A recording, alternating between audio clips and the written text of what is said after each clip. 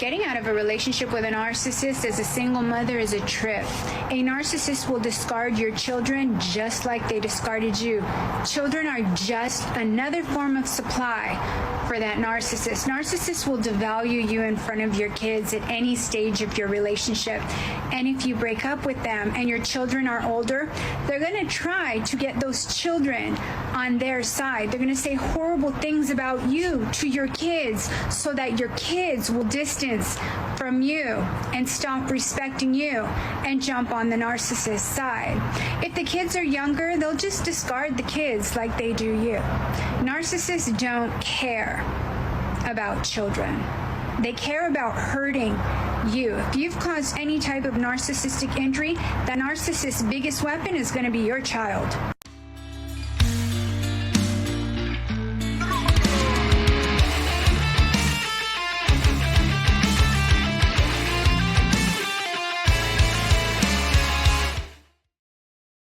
Gentlemen, welcome back to an episode in which we'll discuss single mothers. Now, something you may have noticed if you've been around the block following Manosphere channels is that women talking about dating, they always, like, every woman who says she has had a bad experience in dating with a boyfriend, he was a narcissist. At this point, we must assume that 80 to 90% of men on the face of Earth are narcissists. So you watching this might be a narcissist. Every 10 people watching this, 8 of them are narcissists, according to women. It's either that or they're just picking the wrong guys. It's one of those two things. I just can't quite figure out. But with that being said, let's watch this another single mother and let's hear to what she has to say. When I first told my ex-husband that I wanted a divorce, he was in shock. Which is ironic because how do you have an affair with your wife's best friend and then get caught by her and not be surprised when she finally wants a divorce? So when I finally came around to wanting to divorce my ex-husband, it was November of 2020, and we've been together for 18 months after the affair, and we were coming up on Thanksgiving and Christmas and his birthday and my daughter's second birthday, and I just was like, I'm gonna wait till all those things are done. Like, we get along for the most part. Like, I've totally checked out, but it's not like we're like not getting along or he's or anything like that. And then, man, do I wish I remember what he was upset about. So he's upset one night about something super, super trivial. Like, oh, I didn't do his laundry. Oops. Oh, I didn't do his laundry, or there wasn't toilet paper, or just something like so minute. So he we sit down after the kids go to bed, and I'm like, okay, we went to the couples therapy, we learned how to communicate. It's like, hey, something's clearly bothering you. Like, what's going on? So I'm sitting there quietly, letting him talk. And he's going on and on and on. I wish I remember what it was about something just so trivial that he was upset about, and I just sat there silent. So he finishes talking. It's my turn, because that was one of the only things I used to do.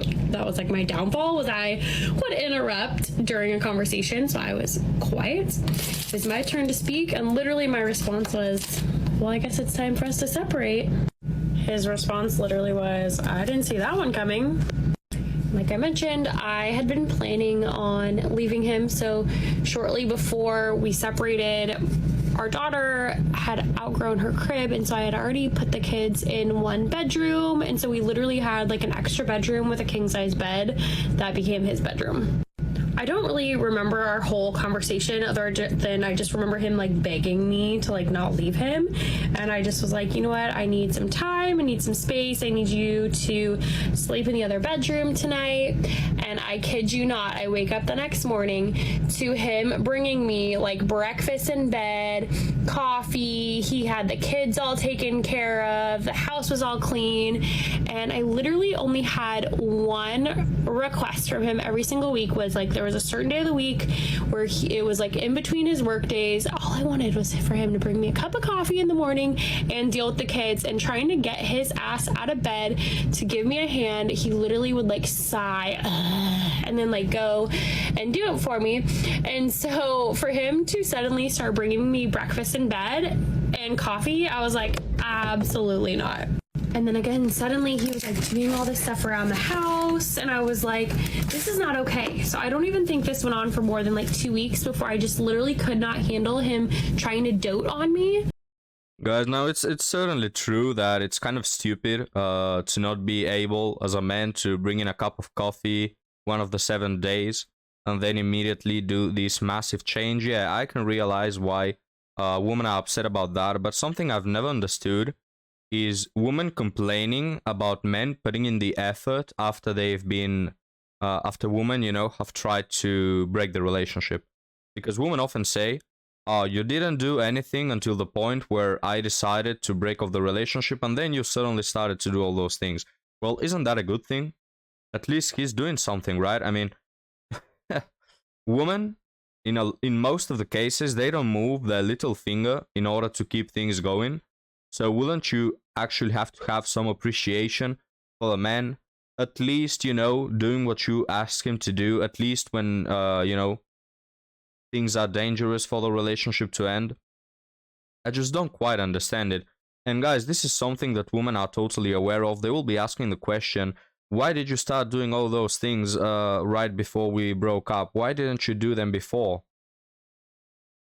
Women will sort of fake that they want to break off the relationship just so they can see commitment out of the guy. I've seen this so many times. Women fake that they don't want to be part of that relationship only for the man to put in more effort, you know. So they know what's gonna happen.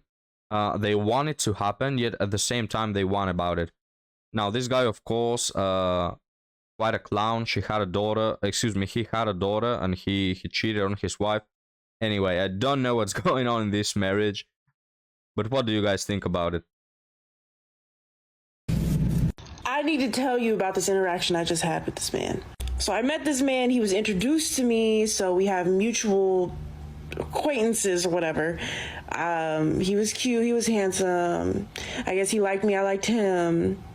And I went into his vehicle because we were gonna get some food, and he had a car seat in the back of his car.